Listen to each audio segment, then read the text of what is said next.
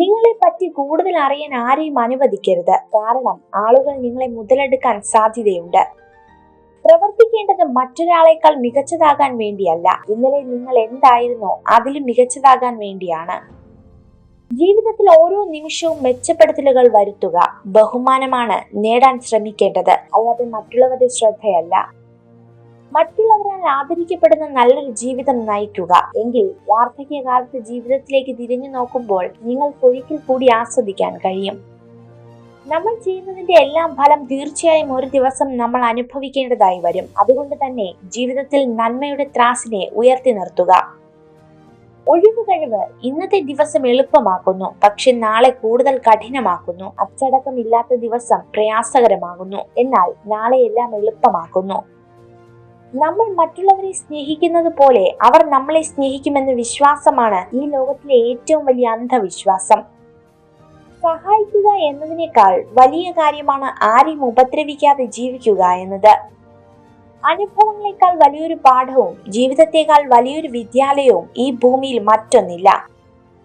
നമ്മുടെ പേടിയാണ് പലപ്പോഴും മറ്റുള്ളവരുടെ വിജയം. എല്ലാ കാര്യങ്ങളും നീട്ടിവെക്കുന്നത് ഭീരുക്കളുടെ ലക്ഷണമാണ്. പ്രചോദനത്തിന്റെ ഏറ്റവും വലിയ ഉറവിടം നിങ്ങളുടെ ചിന്തകളാണ്. അതിനാൽ വലുതായി ചിന്തിച്ച് വിജയിക്കാൻ സ്വയം പ്രചോദിപ്പിക്കുക.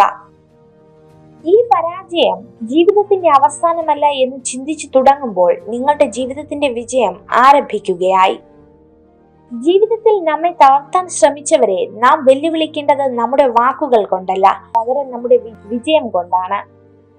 മറ്റുള്ളവരെ സ്നേഹിക്കാൻ നാം മറന്നുപോയാൽ ജീവിതത്തിൽ നാം വെട്ടിപ്പിടിച്ച വിജയങ്ങളെല്ലാം വെറുതെയാകും.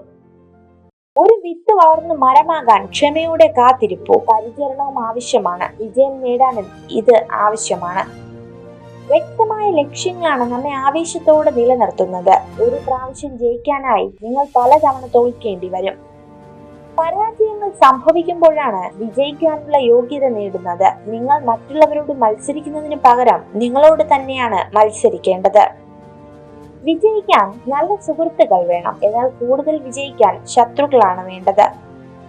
ഭൂമിയിൽ ഒരു ഫലവും പാകമായി അല്ല ഉണ്ടാകുന്നത്. ധാരാളം പ്രതികൂല സാഹചര്യങ്ങൾ മറികടന്നാണ് അത് രൂപപ്പെടുന്നത്. അതുപോലെ ഓരോ മനുഷ്യ ജീവിതവും രൂപപ്പെടുന്നതും പ്രതികൂല സാഹചര്യങ്ങളെ മറികടന്നാണ്. നിങ്ങൾ ഈ വീഡിയോ കണ്ടതിന് നന്ദി. ഇതുപോലുള്ള കൂടുതൽ വീഡിയോകൾക്കായി ചാനൽ സബ്സ്ക്രൈബ് ചെയ്യൂ.